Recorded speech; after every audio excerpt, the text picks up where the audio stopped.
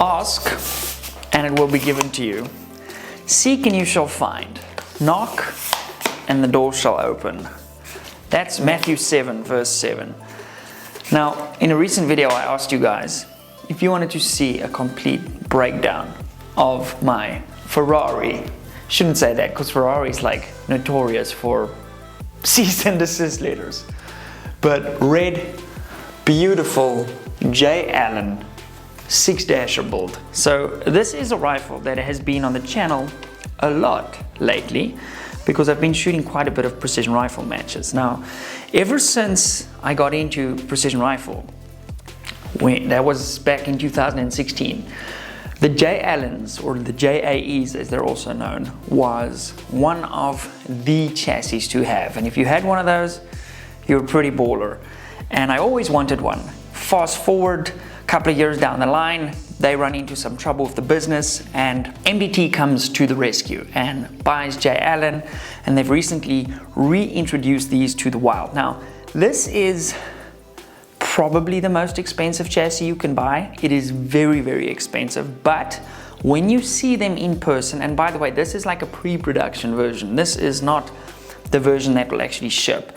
The level of detail in some of these little parts, it is so unnecessary, but it does add to the overall aesthetic of this when you see it in person. And everybody that sees this in person is like, holy mother, it is beautiful. Now, I've run this in a precision rifle match quite recently and ended up cleaning the match. It's the first time that I've ever shot the perfect match, and I was joking afterwards and saying, well, maybe it is because the chassis was red and that I should Cerakote all of my other chassis red. Now, as you can tell by like the red handle on the stuff, I like red a lot, and as a kid, red actually used to be my favorite color. Now I'm an adult and I don't have a favorite color anymore, but I still really like the look of this. Now today I'm gonna give you guys the rundown of everything that makes up this beautiful build, and pretty much after this video wraps, I'm gonna strip everything out and reconfigure it back into the HNT 26, or I might actually take the MDT Timber because I'm going hunting, and we have another headshot video coming up pretty soon. Okay, so starting us from the front, I'm running an APW Raptor titanium muzzle brake on the front of this. This is actually the satin version. We have like a high polished version of that too. Super effective muzzle brake. We make them here in South Africa. And also guys, now you can shop on my store, impactproshop.net. There is an option to convert all the prices into US dollar, and you can now check out with PayPal. So super cool. We do ship these globally, and now it's easier than ever to help support the effort on the channel by shopping on my store too. Now this barrel is an International Barrels pipe. It is a 1 in 7.5 twist 6mm barrel. I believe this is like a heavy Palmer contour that we went with on this spec. And generally speaking, when I configured this rifle, this was one of the mistakes that I potentially made. I should have gone for a slightly thicker profile, but it does lend itself to sort of being a dual use rifle the way that I spec'd it. If I wanted to drop it in a lighter chassis, I'm not married to that heavy, thick pipe. So there's pros and cons, but from a pure precision rifle shooting perspective, having a thicker barrel allows you to have a little bit more weight in your rifle, and that is obviously a good thing when it comes to shooting precision rifle, because more weight equals less recoil, equals faster follow-up shots, being more steady on the barricades, all of those things. Okay, then we get to the SkyPod, which is on the front here. Now, a lot of times you'll see me running either the SkyPod Gen 2 or the lightweight SkyPod, because I quite like how the lightweight SkyPod looks. It's just got a little bit more sort of angles cut to it, especially in this chassis with like all the little finer details. Really, really looks cool. Now the J. Allen comes with this Arca rail, which means I can slide. I've been a little bit aggressive with that. I can slide my bipod back and forth. If I don't need it on a stage, I can literally just rip it off like that. Also, the Arca rail allows me to simply clip into my tripod like that. Now you'll also notice there's a little night vision bridge here at the top. That is if you wanted to run like a clip-on night vision device.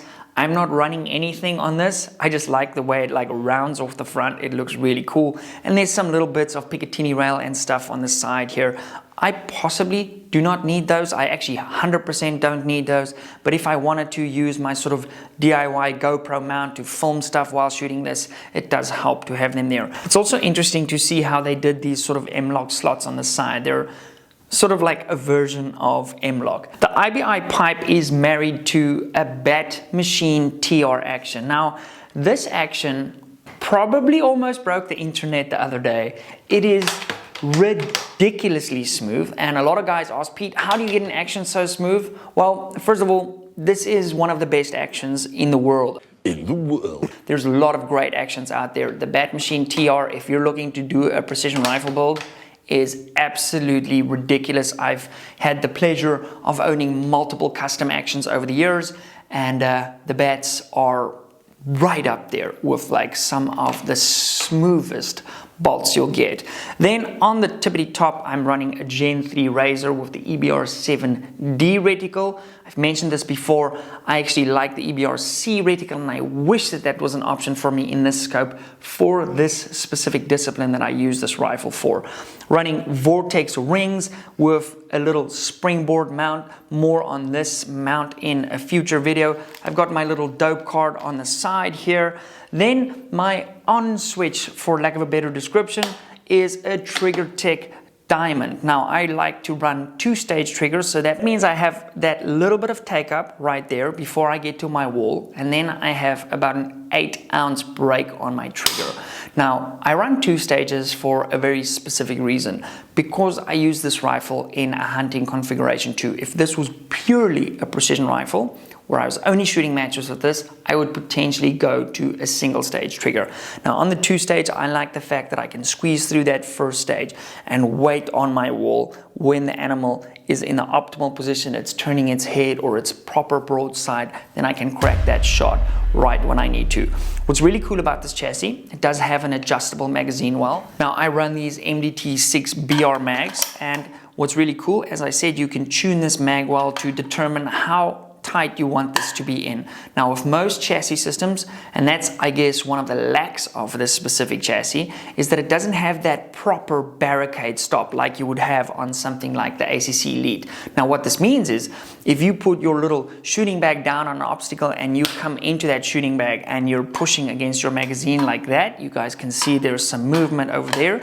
I can tune that out, but because I don't have that rock hard barricade stop, there's always going to be a little bit of movement which might cause some feeding issues. So if you're going to be using this chassis, keep that in mind as sort of a precision rifle system, that you're going to have to be a little bit more conscious of where you're placing your bag and how hard you're riding your rifle into that bag. Then the grip interface here, obviously it's very ambidextrous. It's not a one side sort of solution, and I found that I can still run my hand nicely and still have that sort of thumb up position to allow for nice bolt manipulation, and it's sort of a position that I've become comfortable with over the years. You know, we shoot obviously with our thumbs up like this. The reason we do that, if you didn't know, is if your thumb is up like this versus over on a more sort of conventional stock where you would grip over the rifle stock, it is harder to get that precise trigger squeeze off, and that's why you'll see a lot of the very, very proficient shooters shooting with their thumb up, because it just leads to a little bit more of a consistent trigger pull. On the back here, we obviously have an adjustable cheek riser, so I can get my sort of optimum eye relief. And what's really cool how this sits is there's just this little lever, and just like that you can pop it off, because now it makes removing that bolt and things all that easier, and just like that we're locked back down into position. So that's super cool, and that's the little kind of things that has been ridiculously over-engineered on the J. Allen's adjustment up there. I've got a little bag rider up there. I've got this sort of palm swell at the bottom. I'm not sure if that is the correct description. Most of these things are modular enough where you could pull things off. There's also QD flush cup mounts all over this chassis system for running a sling or, positional slings. And then at the back, our butt pad is nice and squishy. Not that we need that, because this setup has essentially no recoil. So yeah, that's basically the overview. I'm running the little switch view lever on the Razor, just makes that magnification nice and quick if I need to zoom out, find a target, zoom sort of back in. You guys also know that we generally shoot at about the 18 to 20 power, even though this goes up to 36. I tend to just use the 36 to get a nice rock solid 0 with this rifle. So guys, as promised, that is my overview of this absolutely stunning 6mm Dasher Bat TR in the J. Allen. It is gorgeous. I think the J. Allen will make a really, really nice long range sort of setup, how we do those long range prone matches. And that's potentially something that I'll look at doing like perhaps a 7 PRC in like a black and FDE J. Allen could be a really, really fun project for us to do. So let me know in the comments if we should do that. Let me know if you've seen these out in the wild. As I said again, they're high premium, but the finishes and everything on this is absolutely phenomenal, and the attention to detail is something that I really like. If I wear a shirt and there's like really small branding or stuff like that, I really love things like that. And every time you look at this, you see another little detail, and the execution is absolutely flawless. And I'm just grateful that they're out in the wild, and I'm privileged enough to actually own one of these. So I want to thank MDT for providing this. Actually, fun fact, I kind of like stole this from them.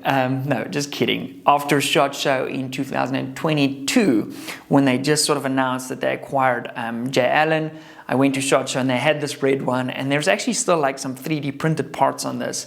They had this red one, and I was like, I've got space in my suitcase for that. And they were like, sure, Pete, knock yourself out. So that was super cool. Anyway, guys, love you guys long time. God bless, and I will see you in the next video. We're going hunting. Please make sure you always like, subscribe, and leave a comment on the video so we can circumvent the BS YouTube algorithm. And if you want to support the people that support the channel, please shop Vortex Optics, MDT Chassis, or J. Allen for that matter. And make sure you support my store for some gorgeous Raptor muzzle brakes and all the other wonderful things that we offer the precision rifle community. Guys, with that said, I'll see you in the next one. Bye.